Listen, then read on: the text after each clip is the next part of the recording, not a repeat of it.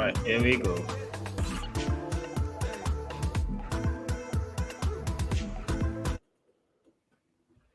Welcome to Do the Talk podcast, a real estate podcast that teaches regular people how to invest in real estate.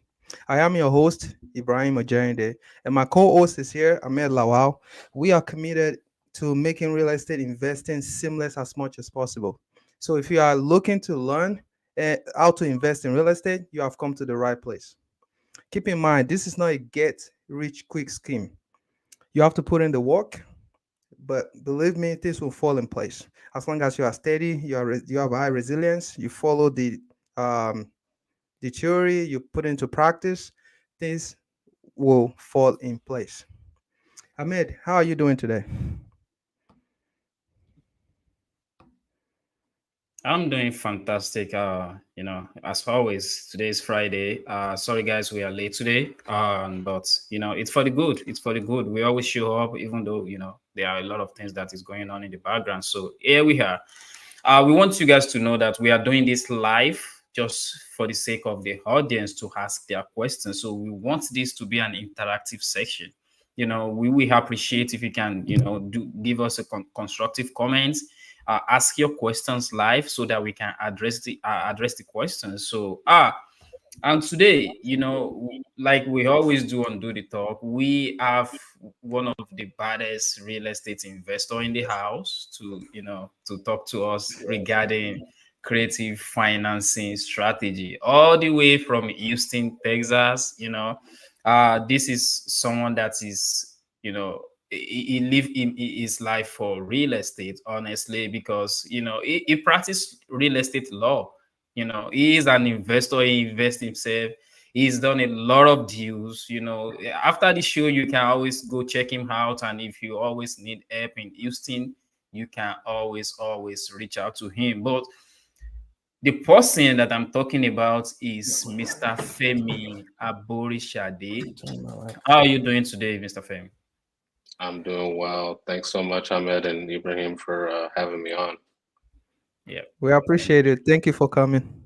Yeah, Of thank you for course. honoring our invite. So, basically, Femi, what we have today is really something that a lot of people really don't talk about, especially in the industry, because it's a head hiding gem.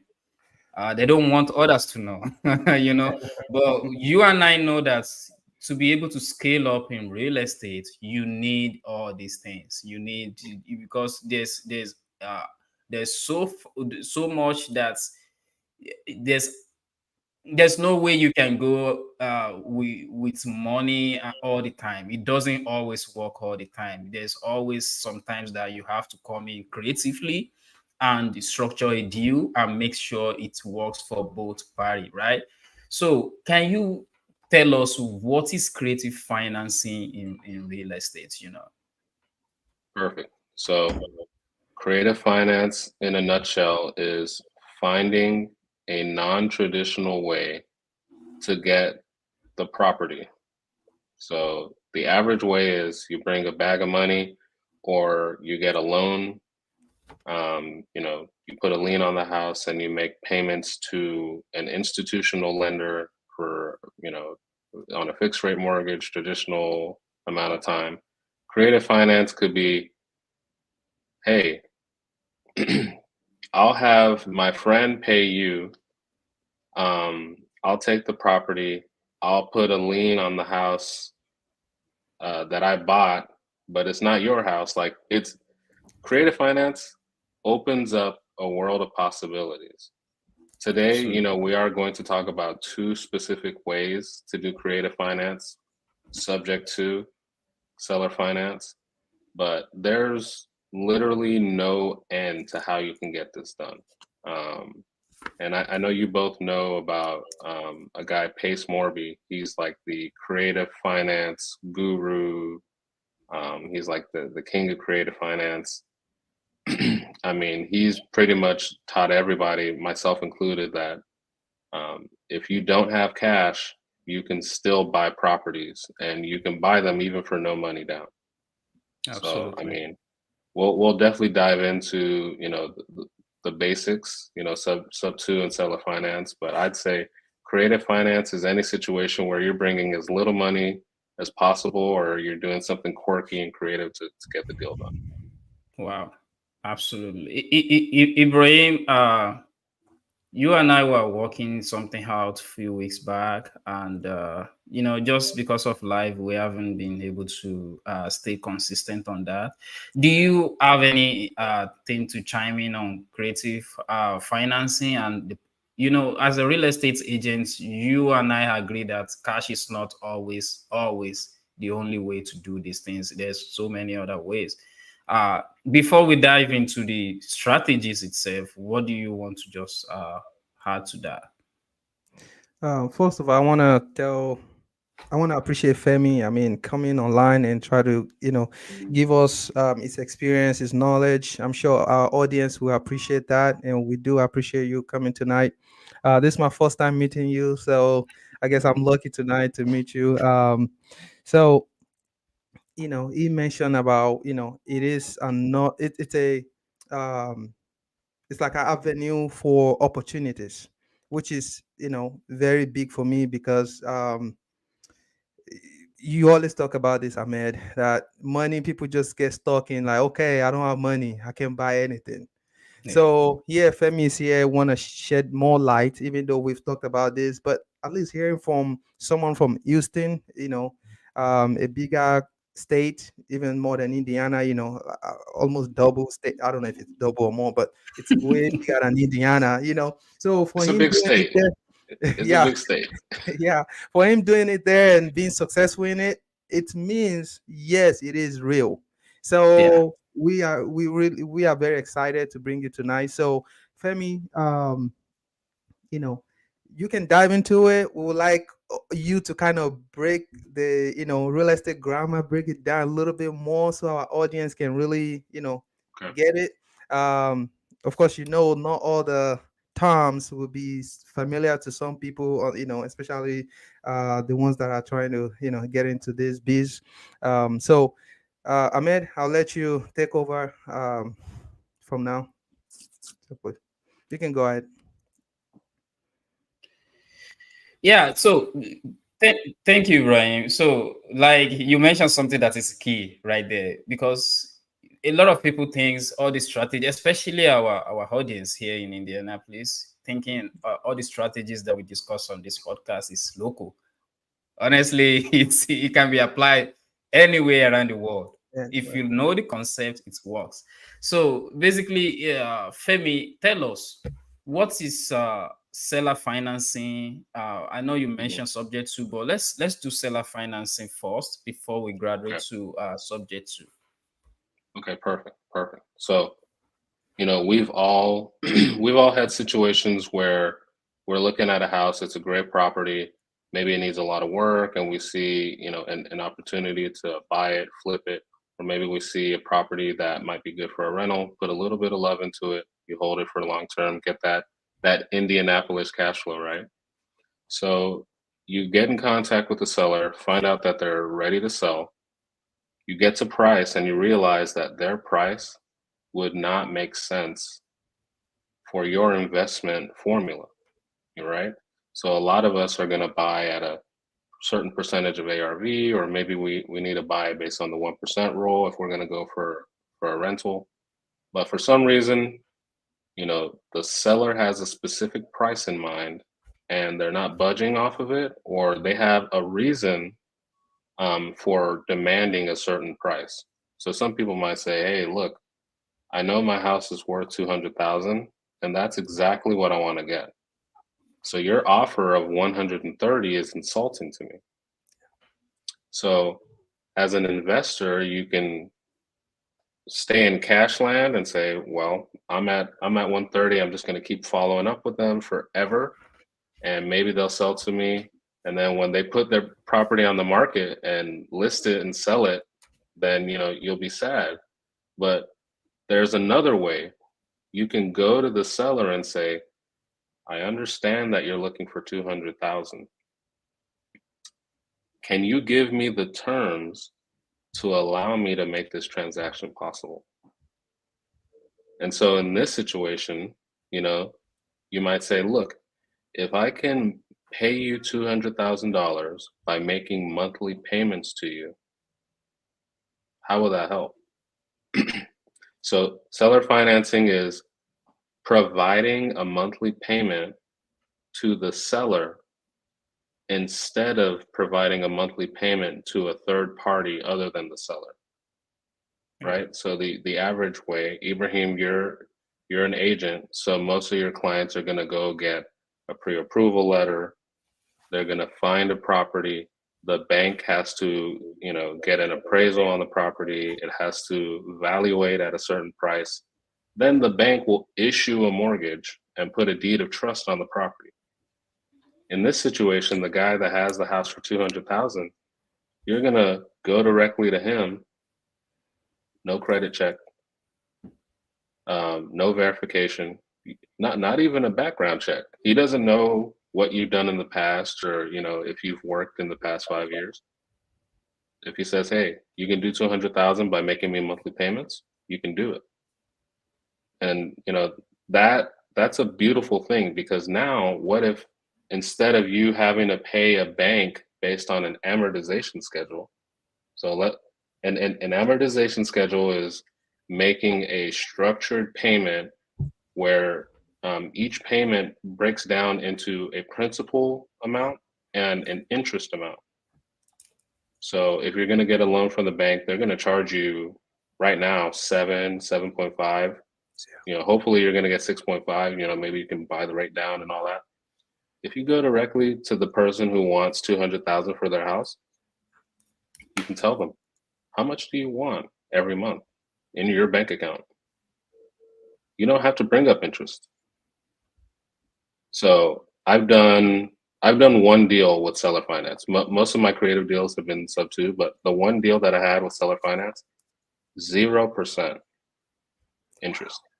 We made a payment of $400 to her because that's what she accepted. Wow. So we're making principal only payments. You can aggressively pay down your principal on that house, and it allows you, to structure, cash flow for months or for years. Now, the way that I do it is I like to start with the monthly payment.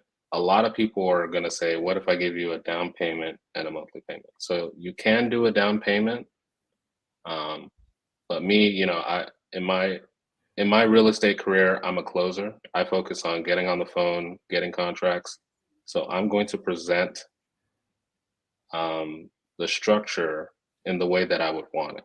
I want to get it no money down and make a monthly payment to them for as long as possible, if it makes sense.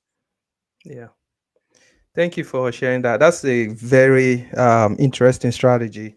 And I like, when you started, you mentioned put some love into it. For our audience, that simply means remodeling the house, right? Yeah. Okay, good. Another thing you talked about is you are essentially paying the same 200,000, but it's still you do it in a way that still works for you, even though the sellers want 200. If you want to buy it through the traditional, financing, way, you still pay the 200.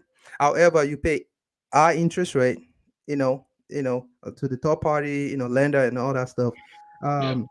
Some people get stuck with, like, okay, the 130 that you're talking about, like you talked about initially. Yeah, if you get it for 130, that's great. However, without the seller accepting 130, some will just quit, or like, okay, well, it is what it is, gone. But you come in with another strategy, because I look at that as a strategy, because now you psychologically satisfy the seller of that price. The person want that 200. So I really find that interesting, because you make the seller happy. Okay, I'll do your 200, but can you do this for me? That's how Exactly. that kind of look. So yeah, so I find that very interesting. So thank you for sharing that. At least we all learned something, that's going to be valuable for us in the future, or in the nearest. Exactly. And Yeah. I mean, the benefit to seller finance, especially in a market that's rental friendly like Indianapolis, I mean, if you're going to hold a property for a long time, this is going to help you because you can structure it to get a low payment, Yeah. principal only payment, so you're not paying any interest. And when the rental comp is changing, you can demand higher rents over the years. That payment's going to stay the same. All right. And so, year one you can charge 1,000, you're paying your seller 500. Year two, you can demand 1,500, you're still paying him 500. Um, so you're aggressively paying down, his equity, building equity, and then just getting way more cash flow. It's pretty amazing. Yeah. Um, so even think about it from that perspective. That's great. So, so Femi, thank you for sharing this. This is a gem right there. Like, you mean I can buy house with no money than no interest with this market with Yes. this higher interest rate. That's crazy. But I want to kind of note that, just for our audience, that is a home run right there. In some scenario where, savvy investors like me, maybe I want to do seller financing with you. I know what is going on in the market. I know it's high interest rate right there. I might want to make some money over even that 200,000. Let's say, let's just stick with that 200,000. So what interest rates are you comfortable offering in seller financing? I wouldn't go past 4%. It's not like it has to be 4%. You come out the gate with 2 or 3, but I think 4% is a bit more reasonable to the average person. We've had interest around 2 or 3 for the past couple years. So if you give them 4, some people may say, "Oh, that's higher than what I was getting in the past couple years." I mean, once you get into the 5s and 6s, I mean, Yeah. it's a common phrase that we've heard. I might as well go get a loan, and it's kind of true. Um, it's probably still better to do 5% seller finance in certain instances right now. But I'm always trying to focus on getting low to no interest. So start with no interest. If you have to go up, make it a fight. Absolutely. Don't throw interest around. Don't even bring it up. Let them bring it up, and then you work to keep it as low as possible. Yeah. That's very great. I'll Absolutely. actually tell you. Absolutely. So one of the strategies that oh, go ahead. No, no, no, no. Go ahead. Go ahead. Yeah, so I mean, one of the strategies that I've used before to keep interest at zero is if somebody says, "Hey, you'll give me a monthly payment. That's great. How much interest are you going to charge?" And I'll say, "Well, I like to keep, I want to use principal only payments because this will allow me to figure out how much I'm going to pay you every month. So let's just focus on how much you would actually want to get." Now, let's say they push past that, which a lot of people will do. I need interest. So what you'll say is, all right, you're looking for 200,000 and, it seems like a fair price. What if I was able to give you 215 or 220? So I'll overpay you on this house, build the interest into the principal. That way, at the end of the day, you're going to get way more than you ever thought you would. Some people like that. Maybe you can give them, hey, they thought that they were going to get 25,000 over the life of the loan. You can give them that money up front. So turn interest into a down payment. So there's just different ways to do it. I mean, my goal, like I said, I'm a closer. I'm on the phone. I'm always trying to keep interest at zero. So I'm not. I'm never going to bring it up, as much as I can. That's a good. That's very good.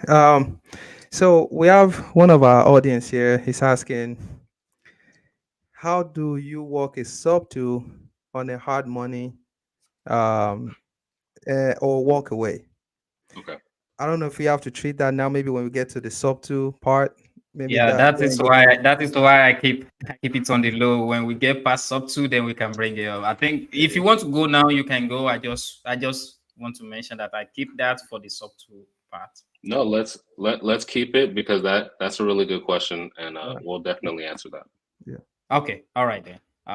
So for seller financing, let me kind of recap what you've mentioned. So basically, instead of going to bank and getting the loan, what you're saying is we can actually upgrade the seller to our bank and even pay them interest on their money. Is that correct?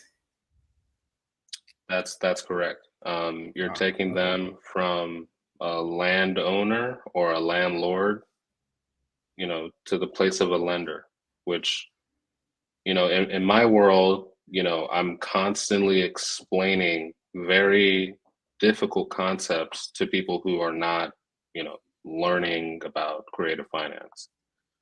So, there are plenty of ways that, I've kind of devised how to do this. And, one way specifically, especially if you're talking to somebody who is a landlord, is, you say, what if there was a way to give you cash flow every single month without you having to deal with toilets, tenants, trash, or taxes? Just like the mortgage. The mortgage company receives a check every single month without having to deal with the toilets, the tenants, the trash, and the taxes. And they receive a lot of money. I mean, wouldn't you want to be in that position of simply making sure that the check is paid on time rather than getting calls at 3 a.m. and having to deal with insurance policies and all that stuff? It's pretty 100%. cool. And then especially with when you're dealing with people like you know landowners who are looking to just move and get out from under it. Sometimes you can tell them, look, one of the issues with you trying to sell the house is you're tight for cash. Well, what if we can provide you with a new revenue stream? Wouldn't that help? So you can get money every single month. You're not going to get all the money at once and blow it. You'll get a certain amount every month. You can organize yourself, get your finances in order, and see that out. And then maybe in 10 years, we can do something where you get a balloon payment. Maybe at that point you're going to need all your cash up front, and that's only fine. Yeah. Thank you, Femi. Ibrahim, do you have anything on seller Y- financing before we jump off? Yes. I want to say, so with all this information that Femi is, giving us tonight, I want to add to it by saying, before you do this, seller financing, this is message directly to our audience. You want to first of all have your goal, like what you're trying to do with that property or that land. You just don't go meet anybody and say, I want to do seller financing without having a strategic plan, and an exit strategy for that land or property, because you doing that without critically thinking or making your research of what you want to do on that property or that land, after getting it, and it's not giving you the revenue, or you don't have a number that you already create before going to that seller, then it's like you put in your credibility, your name, your brand, you put it into jeopardy. So essentially, we are saying you do this when you already set up a plan, you already know what you want to do, you already check your numbers. You should have a target of, okay, if the seller max, if he's gonna take or she's gonna take this amount, at least whatever is left, I'm gonna cash flow so amount. you know um Another thing is, I would like Femi to tell us, um seller financing, would that work with someone who has a mortgage, or just someone who's owned the house, or the land freely? What kind of situation where you can do seller financing? Honestly, you can do it if you want to, whether they have a mortgage or not. So if they have a mortgage, what you would do is called a hybrid deal. Okay. And I've done a hybrid deal.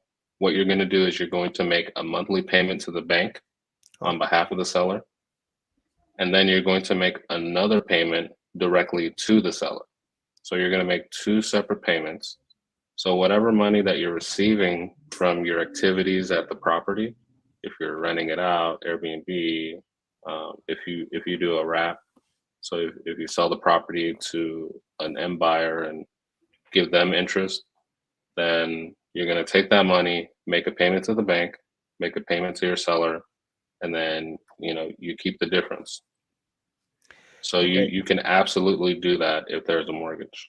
The one complication is the interest and the escrow will definitely take up a bit more of your cash flow than you would like. So you just have to be really, really firm on the numbers there.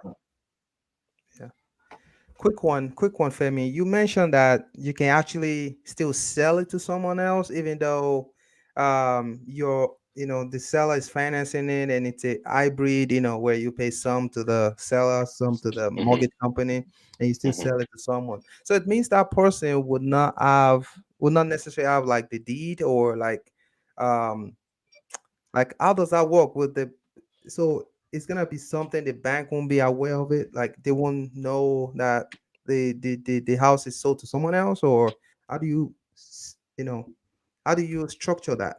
Where Got it. Got it. So if you're doing a wrap is where you purchase a home on some form of creative finance. You either take the property subject to the mortgage, or you take the property on seller finance, or you do a hybrid. Um, you make sure that those numbers will allow you to then resell the property, keeping those liens in place and putting an additional lien in favor of yourself to another buyer. So in this situation, let's say you have somebody going through foreclosure, they have $20,000 in arrears, their monthly payment is $1,000. You tell them, listen, if I could pay these arrears off and take over the payments, how's that going to make you feel? Listen, that's all I want. Perfect. You send them the contract, you close on the property, now you own it. So you then turn around, you sell the property to somebody who can't qualify for a traditional mortgage. So somebody who has a 1099, they work for themselves, um, for whatever reason they can't qualify. But you've determined that they can bring a substantial down payment, and then they can also make monthly payments. So what you'll do is you'll take that property with that existing mortgage on it. You're going to place another mortgage on it. So if that underlying mortgage has like a 3% interest on it, you can charge 8 or 9. It all depends on your state. So make sure you follow the applicable laws in your state. So maybe at the end of the day, you purchase the home just for that mortgage. You can then sell it for 200,000. ARV, you're getting 9% interest. The payment that you're getting from the buyer, instead of them giving you just the amount for the mortgage, they're going to give you what your mortgage requires. So let's say at that 9%, they need to give you 1,500. So you'll take that 1,500 from the homestead buyer that you sold the house to. You'll pay the bank 1,000, and then you keep the 500. So now you're a lender. So you lent the equity in the property to that new buyer, and you're doing exactly what you're telling your sellers about: creating cash flow without toilets, tenants, trash, or taxes.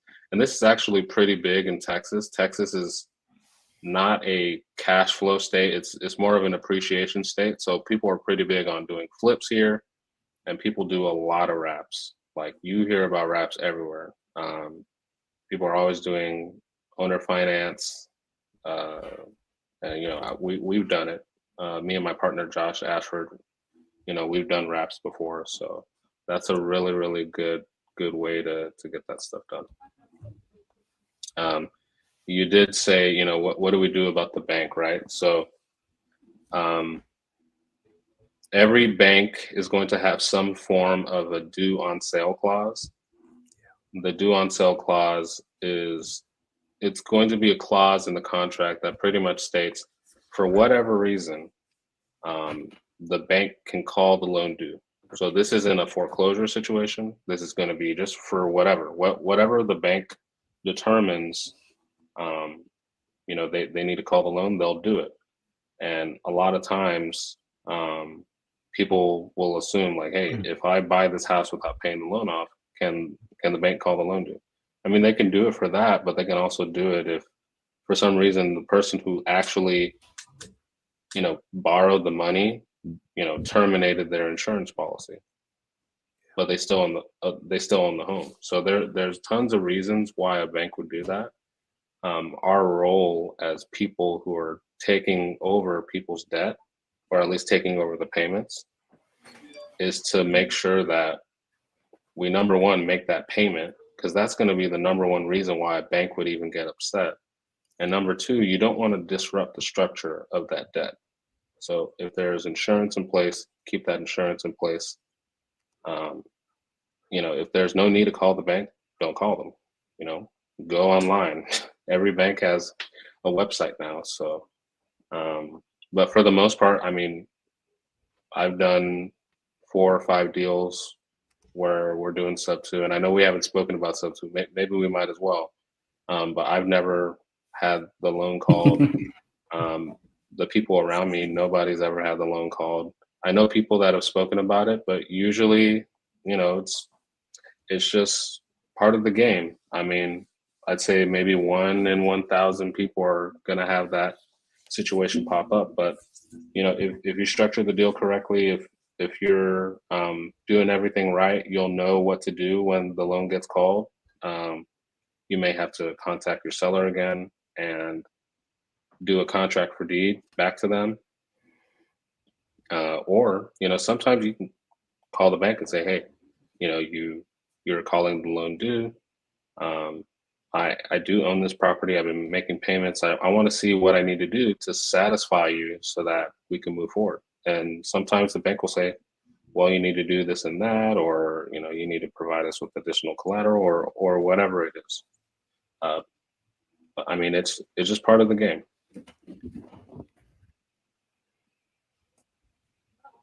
All right, Femi. Before we move on to subject 2, guys, if you are getting value from this, please, you know, show some love, share this, you know, follow us on YouTube, on Facebook, and you know, and we do this every Friday. And our guest today, if you don't know or if you come late, he is a real estate investor. He is a real estate lawyer, so he is very vast. He is very knowledgeable about what he's talking about. If you ever run into anything real estate in Houston, Texas, please reach out to Femi. He will be able to help you, and he will be glad to do so. So, moving on, Femi, let's talk about subject 2. What is subject 2, and you know, what kind of situation do you do subject to transaction in real estate? Okay, perfect. So I love subject 2. I think subject 2 is great. Subject 2 is literally taking a property subject to the existing mortgage, but it can also be broader. It can be taking a property subject to any lien or encumbrance that's on the property. I'll tell you a little secret. Most people are taking property subject to. You might take a property subject to a restrictive covenant, right? So there might be a covenant on the property saying you cannot make any changes to the property. You may take a property subject to certain deed restrictions. So we all think of subject to just about, you know, oh, there's a mortgage on it, I have to pay it. But a lot of people are doing subject to way more often than they think. Now, naturally, in our context, subject to is simply, you know, party A purchases a home. They go to Ibrahim, you know, he's their agent. They get a property the normal way. Then after 10 years, for whatever reason, they're like, I don't want to live here. I want to sell it. Um, they they put it on the market, or they start getting calls from investors, and maybe for whatever reason, the price that they're asking for doesn't make sense because maybe people are coming in at exactly where the mortgage is, so that person isn't going to get any money. Or maybe people are coming in below the amount of the mortgage, which definitely happens a lot with newer homes. So in that situation, what you're going to do is you're going to tell the seller, listen, my cash price, it's a little bit low. It's not my fault. This is numbers, but I'm trying to help you out. So what if instead of us paying the mortgage off, where I might be upside down when I purchase the property, how about I just keep making that monthly payment for you, and I'll just pay it off. You have about 20 years left. Let's write out this 20-year period. If I can pay off that 20-year term on this mortgage, and you keep it in place, it still has your name, but I'm going to make that payment. How's that going to help you?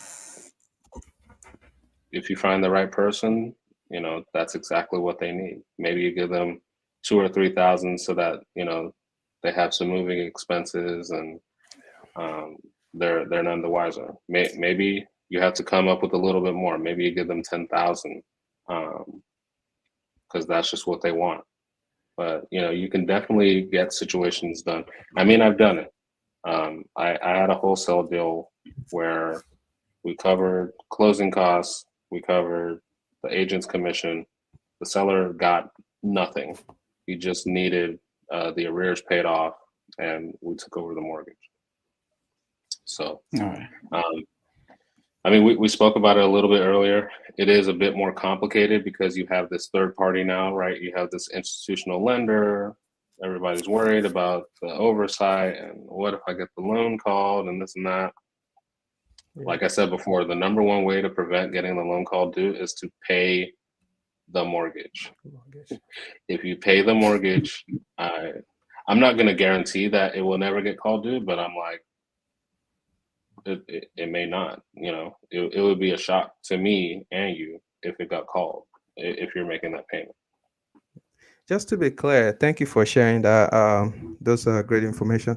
Just to be clear, with this subject to, and you mentioned that you can pay like some amount, like maybe 10 grand or 5 grand, pay closing costs and all that stuff in some situation. If you have to do that, are you saying that all these expenses will be deducted from the overall purchase price, right? Like, let's say you end up paying 10,000 to the seller, 5,000 to the agent, maybe 2,000, no, maybe 5,000 for closing costs as well. It's all like 20 grand. The 20 grand will be minus from the entire purchase price. Is that how it work, or? I mean, if you're doing a pure subject to deal, I would almost say that purchase price doesn't really matter, just because purchase price, like in that context, is more of a formality. Yeah. Because the majority of real estate transactions are cash deals. Sure. But a purchase price when you're doing creative, especially if you're trying to do sub two, I mean, honestly, your purchase price is going to be the balance of the mortgage plus those other things. So you can't really subtract anything. Okay. If you're doing cash, absolutely. Hey, I'm going to give you this price, but we're going to go half and half on closing costs. You're going to give me concessions and all that stuff. Yeah. But I mean, if you're in sub two land, if the balance of the mortgage is 200,000, and then you need to give seller 2,000, you need to give the agent 3,000. Well, that's 200,000 plus 3 plus 2. That's 205. I mean, that's just what it is. Okay. It's a little bit different. I mean, it's a good point though, because when you're doing creative finance, a lot of people will tell you, instead of you focusing on ARV you're going to focus on your entry fee. And the easiest way to explain the entry fee is pretty much how much money is it going to cost me to acquire this property. So let's say you have arrears of 10,000, you have closing costs. Let's say closing costs, cash to seller, cash to everybody is another 10,000. So that's $20,000. And then the amount of rent that you can get is, $3,000 a month. So with that, you can figure out your cash on cash return and things like that. Typically, when it comes to an entry fee, let's say the home is worth 200,000 or 200,000 home. A lot of people like to stay around 10%, especially like more savvy investors. I think your more traditional investors are more comfortable with paying around 20%. So a home that's worth 200,000, they would pay 40,000 to get into that home. But it just depends on everybody's formula and what their cash on cash return is. Quickly, Femi, what about in this scenario where the seller is kind of a little bit, tuned or is aware of the value, like of the house, his or her house, but just because of situation, he or she couldn't pay, and she has like a, back payment that you have to cover for, him or her. For to be clear, let's say the house is 200,000, like that's how much you can sell it on the market, but she's owing like 20,000, to make it easy.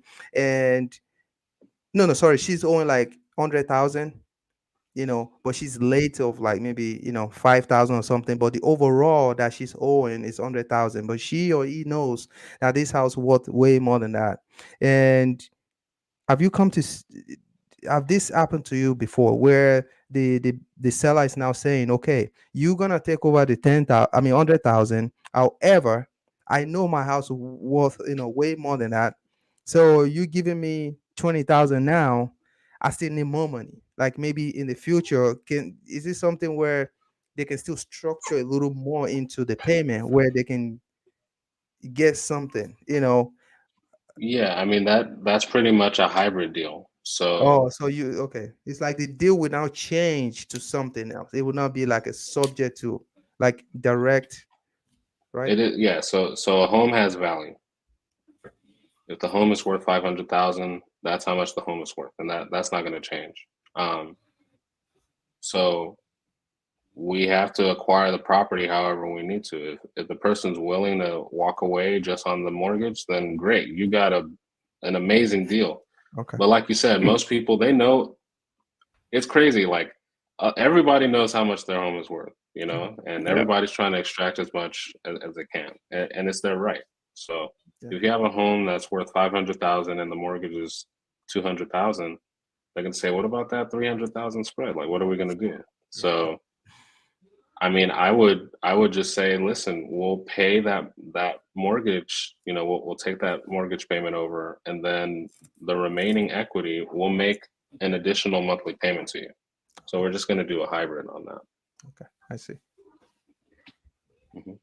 Yeah, basically our equity. I have it written down on my on my note as well, because I know our audience at home probably have the same question. So I thank you, Ibrahim, for asking that. That's a very great one. But let's, before we we are coming up on the on our time here. So let's quickly answer. We have two subject to question. So the very first one for me is on the screen right now. When you offer a low payment and the seller says there is not enough skin in the game, what do you say? Well, I mean, it really depends on what their issue is with the low down payment. If you have a person that actually has pain, you need to figure out how to address their pain. So if their pain is financial, you need to find a way to turn that pain into gain. I'm giving you a low payment right now, but remember, I'm going to give you 200,000 or however much that you're going to give them. So, I mean, ultimately, you need to dig deeper see what their issue is. Some people just say skin in the game, but you're like, well, listen, I know you're asking for a bigger down payment. What are you going to do with this down payment? If they say, hey, I just want to see skin in the game. Okay, so it sounds like you may not know if I'm going to keep making this payment. And they're like, yeah, for sure. I don't know. So I just want security. It's like, well, hey, what if I can show you, a list of properties that are in my LLC and show you that I'm making payments on all of these properties? Will that help you, understand that I'm totally capable of getting an additional property? You might say, yeah, for sure. Right? Then you can keep that payment exactly where it is. So it's just about figuring out what their objection is, because it's an objection. So if they're worried about you having skin in the game, you show them you have skin. Absolutely. Thank you. Ibrahim, go ahead. Yeah, I was about to say that's a great strategy, because now you showing the seller your credibility, like your capacity to pay, which is why he or she were objecting, because they want to, of course, everybody want to make sure they won't be in trouble by, doing a deal with you. Of course, that maybe that's a first or second encounter with that person, so they really want to know, is the mortgage secure, is the payment will be paid. When I mean mortgage, I mean like with them, um so yeah, I think that's a good strategy, showing that consistency with your other property, that you are capable to do it. For some people that will work, but for some that, they just need that money at that point, because of they want to do this, do that. um what do I mean, if you ask me, I think you can help everybody. Yeah. It's possible that some people just need that big money, but Yeah. as an investor, you realize that this might not be a good idea for you, because putting that high amount into that deal may not be cost effective, which is why we are saying you have to look at your number first. I mean, before you approach a seller, or even while you approaching a seller, you should have a target already, where you cannot cross, like a red line. So knowing that will let you know if this is what you can do or not. So we appreciate you, giving us all those tips, but I'm just throwing this out there. It's sometimes you just cannot help some situation. um Yeah. so Yeah. yeah. I mean, I'll tell you this, like the best way to deal with an unreasonable seller is to just have other sellers to talk to. So if you're dealing with somebody that's like, oh, they're asking for too much money, I don't know how to get it done. Well, leave them. Like, leave them and tell them, hey, it's not a fit right now. Uh, I I really tried hard to get you, a deal that makes sense for the both of us.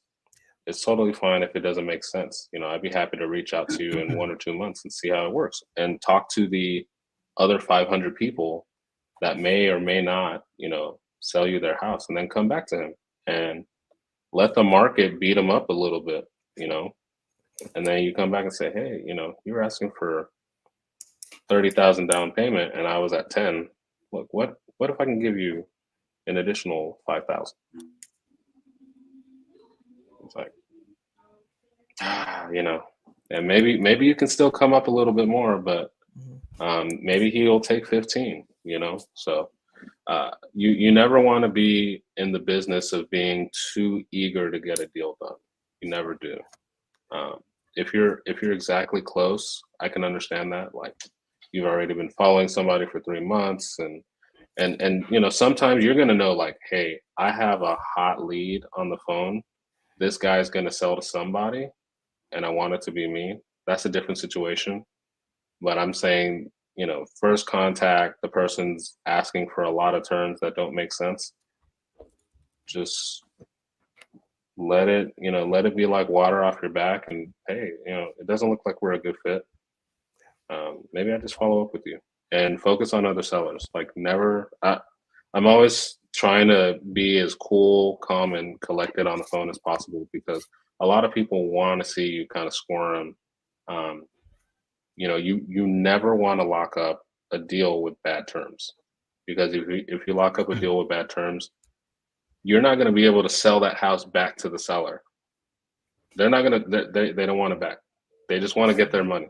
That's it. So All right. We have one more question, but before we go to that final question, I want to see what you think about in regards to skin in the game and all that. What do you think about deed in lieu of foreclosure? And can you explain what that is? so a deed in lieu of foreclosure is going to have different names, depending on your jurisdiction. But long story short, it is the owner of the property putting the home back into the. I guess it's the owner of the property, transferring title to the person that owns a security interest in the property. So if you purchase a property on seller finance, for some reason you're not making that payment, you're telling them, hey, I'll just give it back to you instead of you having to go through the court or having to go get the sheriff to foreclose on your lien on the house. So it saves you time, it saves them time. A lot of times you're going to hear this, in the context of foreclosure, right? So people like me who are reaching out to homeowners are talking to them about, hey, what are your options? Because you're going through foreclosure and you want to avoid that. Well, one of those options is you can tell the bank, hey, there's no way I'm going to, catch up on these arrears. What if you just give me enough money to move? I'll give you a deed in lieu of foreclosure. You can take the house and, you can help me save my credit. So, a lot of times you're going to hear about that because people will bring that up. And, I brought that up sort of as a way to comfort your prospective seller and say, hey, if you sell to me on seller finance or subject to, and for some reason, my company stops making that payment, after one or two payments, we'll gladly execute a deed in lieu of foreclosure, give you back the property. And, it's probably going to be your best day because the property is going to be in great condition. We've been taking care of it. It's probably going to be revenue generating because we'll have an Airbnb or we'll have a tenant in there. And you're going to get all the equity that we built in there. So it's just a little carrot. Thank you so much. Let's quickly move on Absolutely. to last question. So this is about it's this one right here. This is about hard money. So do you Oh, yeah. do subject to on hard money or you walk away? The only way that I would ever even touch hard money is if there was a way for the person that took out that loan to refinance and then I could take over that new loan. In this market, it's really difficult. Maybe if you were talking to me in early 2021 or most of 2020 when the rates were good, that would have been amazing. And honestly, it wouldn't have made sense because most of the people that purchase a property on hard money were just going to burr. They would have purchased the property, they'd, use hard money to do it, get a tenant in there, and then refinance into a low interest rate and then just keep the property. So that's really the only way that I would ever tackle a sub-2 in context with the hard money. Otherwise, I'm probably going to walk away. Maybe you could do a short sell.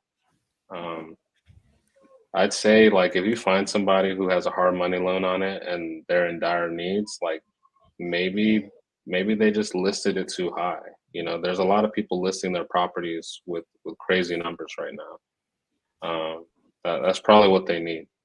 Or, we just spoke about deed in lieu. They could do that as well. Yeah, absolutely. Thank you for explaining that.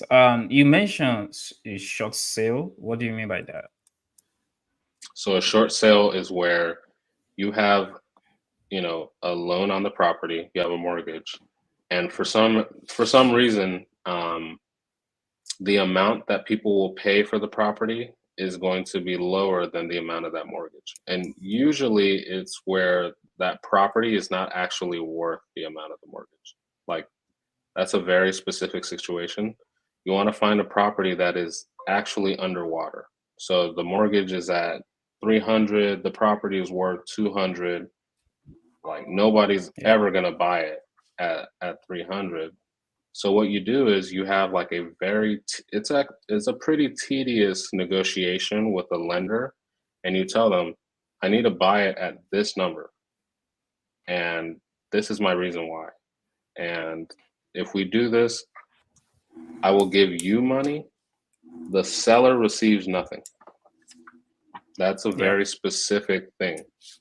So you are pretty much satisfying that loan obligation on the seller's behalf. In return, they just walk away. Absolutely. Ibrahim, do you have any follow-up questions?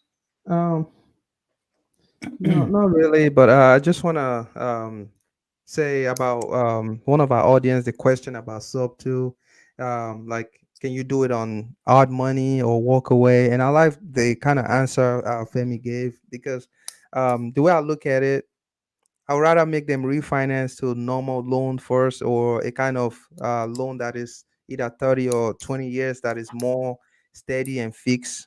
I mean, hard money can be fixed as well. However, this 6 month, 1 year, most of the time it's a short loan, period, and that might not be a good idea for someone who wants to sub to on that because if the when that deadline comes, the seller will still be open that you continue, the payment or taking the responsibility of which can be a bad business idea. When it's probably gonna eat up all your cash flow. When that time comes and Yeah.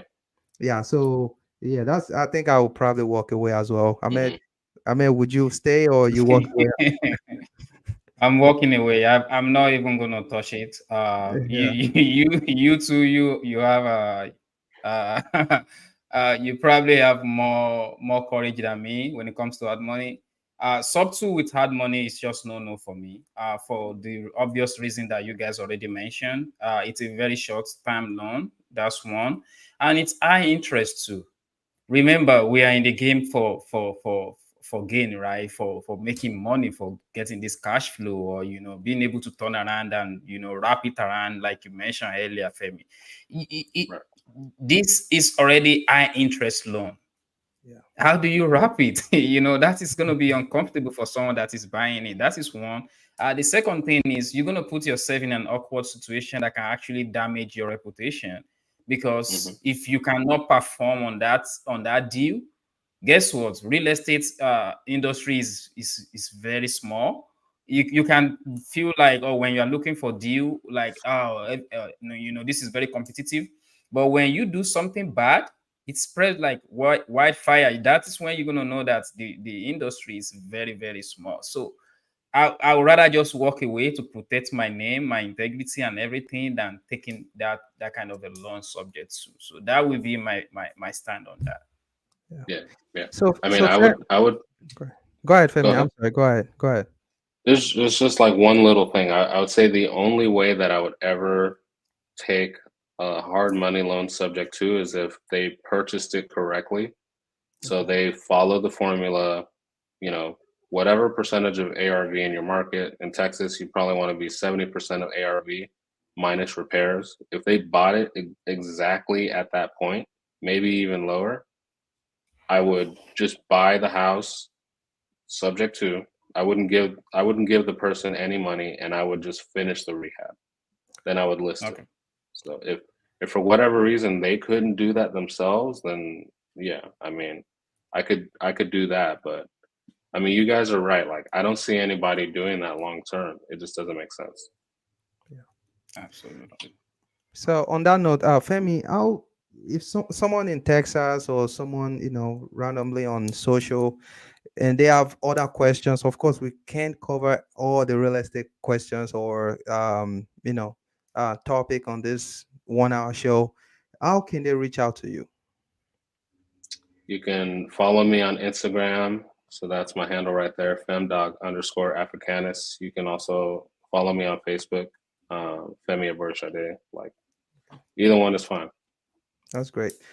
My co-host Ahmed, how can they reach out to you? I mean, we are let's talk about this every show. We want our audience to have this full access, no restriction. If they have any question or concerns, so they can get right to us and we can assist them in this real estate journey, investing journey. So Ahmed, how can they reach out to you?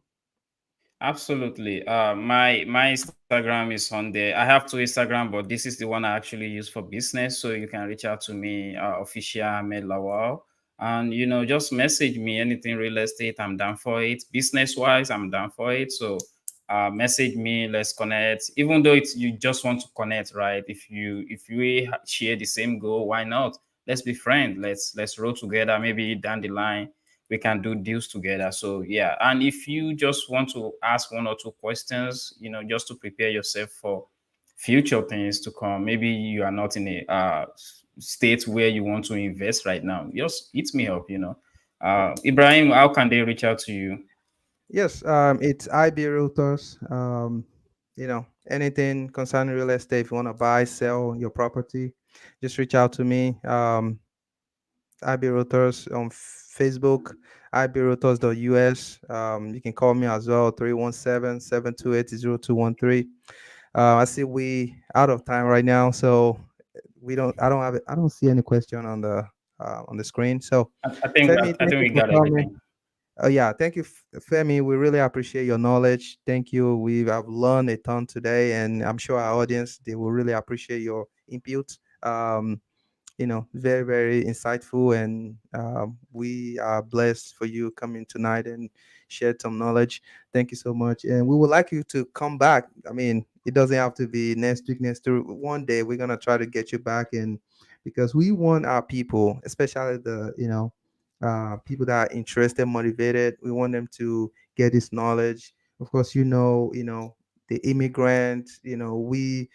We don't have a lot of this, honestly.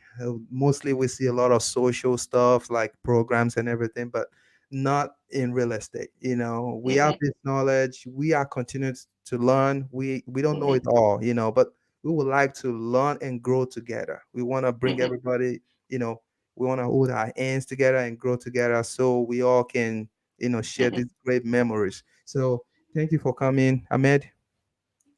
Oh, thank you, Femi. It's been a very great show. You absolutely over delivered, even though it is short notice, and we truly appreciate your time. We definitely invite you to come back next time. We want to enjoy more of this. So to our audience, thank you for staying with us. Click like, share, share this with your friend. It's a very, very if you are going to put this in terms of money, this is $1,000 course right here. More than that. But yeah, but we are doing it free. So all we ask is go on YouTube, go on Facebook, like our podcast channel, share this with your friend, and we will see you next week.